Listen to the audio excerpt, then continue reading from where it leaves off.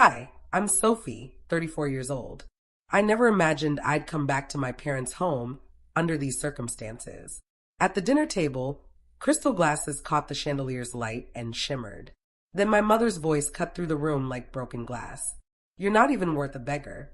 Forks froze midair. Relatives tensed. Silence filled the space like a thick fog. My cheeks burned with humiliation, sinking deep into my bones. But this time I didn't flinch. Not now. Not anymore. Because they had no clue who I had become. In just a few minutes, their image of me would shatter completely. In our house, excellence wasn't praised. It was expected. My mother, Dr. Elizabeth, ran cardiology with the precision of a metronome. My father built hours and negotiated quietly in paneled conference rooms. Our dinner conversations revolved around metrics, rankings, and what mattered in Boston. Brian soaked up calculus like rain. I sketched interfaces on napkins. When I brought home an A-, Mom circled the single wrong answer. This is why you'll never be a doctor, she said without a blink. I was 12. That sentence hardened in me like a crooked bone. So I built websites after homework, weaving color into empty grids. She skimmed my mock-ups clinically, like a surgeon checking vitals. Art doesn't pay the bills, Sophie. Be practical. Be respectable. Respectable meant lab coats, courtrooms, letters pinned after your name. The house grew colder as my folders glowed brighter. Awards slid into drawers. Praise passed me by, landing on Brian's trophies. Dad remained neutral, a soft echo in the hard hallway. Your mother wants the best for you, he would say, and that was his closing argument. By senior year, I stopped auditioning for a role I would never get. I applied to a university strong in digital arts and computer science. With a partial scholarship in hand, I chose the life that chose me. Mom's face turned crimson. Her verdict hit like a gavel. No daughter of mine will waste her potential on doodles and computers. Prime or nothing, your choice. I chose nothing, meaning not hers. The next morning, I packed my Honda with boxes and nerve. Independence meant a small studio with a stubborn radiator and thin walls. Barista at dawn, retail by noon, design gigs past midnight. Ramen, rent, loops of YouTube lectures, syntax errors like mosquito bites. Sleep was a rumor. Ambition became the only currency that mattered. Community college kept tuition manageable, momentum pointed forward. Python clicked. Human-centered design felt like breathing fresh air after a long winter. No one compared me to Brian at the registrar's desk. No one reminded me of med school brochures on the fridge. I still called home sometimes, until I learned to stop explaining. Working with computers, I'd say, swallowing the rest. Silence became habit. Habit became armor. I needed more than survival. I needed a door that opened. A local tech conference traded my poster for a free badge. I carried my comps and hope in a backpack with dead pens. I walked in small, hungry, and eager to learn everything. I didn't know it yet, but a stranger would notice everything. I thought distance would heal me. Instead, it sharpened my aim. That crooked badge on my sweater became my first map. What she said next faded into background noise. What I built next changed everything. The keynote lights were bright. My badge hung crooked, brave. After her talk, I waited, portfolio in hand, hands trembling. Jennifer Lawson, the placard read, Garage to Unicorn, Product Whisperer. She studied my screens like pilots study weather. You don't decorate, she said. You design for decisions. She handed me a car and a test prototype. No polish. Show how it thinks. I worked until sunrise. By Monday, I had a part-time seat and a mentor. Classes in the morning, stand-ups at noon, code commits at night. Never apologize for your passion, Jennifer said over coffee. The world has enough reluctant doctors. Burn for what you are. I learned how roadmaps lie when research is lazy, how to price value, and how to listen until pain points speak. 2 years condensed into one sentence. I could build. Diploma in hand. Job offers arrived like expensive confetti. I picked a mid-sized firm with survivable politics. Junior designer to project lead. Curiosity scaled better than ego. Still, the garage stories haunted my nights. I saved every bonus and drafted a one-page plan. Nexus Solutions started in a rented corner with stubborn Wi-Fi, an AI-assisted UX platform that learned from behavior, not guesses. Week 5, a pilot. Week 12, a letter of intent. Year 1, 2 anchors, 3 hires. Year 2, we moved downtown, stopped pretending to be temporary. Paid design debt like real debt. Slept better. Year 3, 20 people, white bars for walls, revenue past 7 figures. Audits no longer scared us. A magazine put me in 30 under 30. I smiled, fixed onboarding friction, and went back to work. I kept my car and apartment, money fueling product and people. At night, I drafted the culture I wished I had as a kid. No comparison for motivation. Feedback without contempt. Celebrate wins in the room. Hire for curiosity. Promote for courage under uncertainty. Family calls stayed short, vague by design. Works fine, I'd say. Then ask about weather. I wasn't hiding. I was protecting roots. Some trees die when dug up to brag. RSVPing regrets to reunions became easier. But even righteous secrets grow heavy. When the reunion invitation arrived, I pinned it to cork, a test I knew I couldn't avoid. For years, I had trained systems to reflect truth without distortion. Now, it was time to do the same with family. This next room wouldn't see a performance. It would see evidence. The Matthews house was unchanged. Hedges cut straight, precise as rules. I showed up carrying a small gift and an even smaller appetite. Appetizers made their rounds. So did whispers. "So, still in computers?" a cousin asked. "Still," I replied, letting the answer hang. We took our seats. China clinked. Aunt Teresa smiled. Mom tapped her glass. The room obeyed. "Family is everything," she said, scanning resumes instead of faces. She praised Brian's paper. Titles counted like beads. Then her gaze landed on me.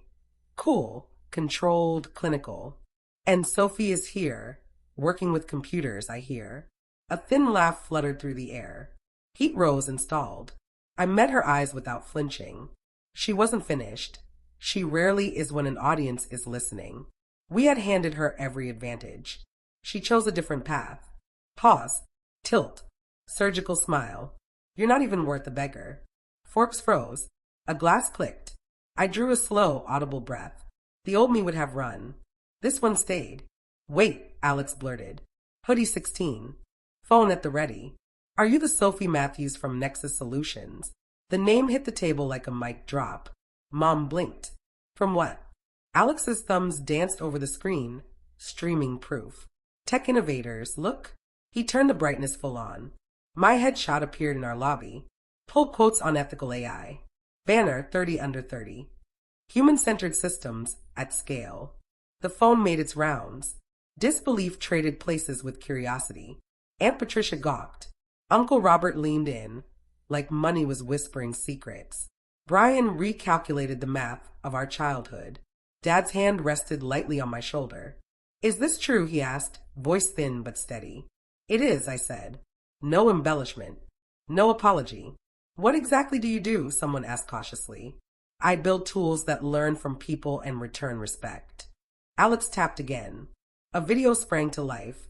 My voice walked through consent, bias, measurable benefit, and audit trails. Rumor bowed to competence. Silence shifted. No longer contempt, it was attention. Mom watched the clip as if it owed her an answer. "You said you worked with computers." "You assumed," I replied. The sentence landed and stayed. Questions replaced verdicts, awkward, but honest. Team size? Clients? Funding or profits? 20. Fortune accounts. Ethics before launch. Cash flow positive. Boring margins. Better sleep. Aunt Teresa lifted her tea and winked. "About time." Brian's voice broke open. "Sophie, this is incredible." Not loud, but real enough to stand on. Dad exhaled like a verdict had been released. "Proud of you," he said. Across the linen, Mom's expression faltered. Control, doubt, calculation. None fit. The room she curated slipped from her grip. For once, it was holding me.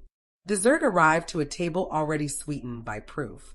I hadn't raised my voice or pedigree. I'd presented evidence you could scroll, watch, and share. 2 more questions answered. 1 rumor corrected. Then I stopped. No performance. No victory lap. Just air I could breathe. Under the chandelier, a storm lingered behind her eyes. The reveal quieted the room. But quiet is only the eye when a mother hates losing weather. I stepped onto the porch.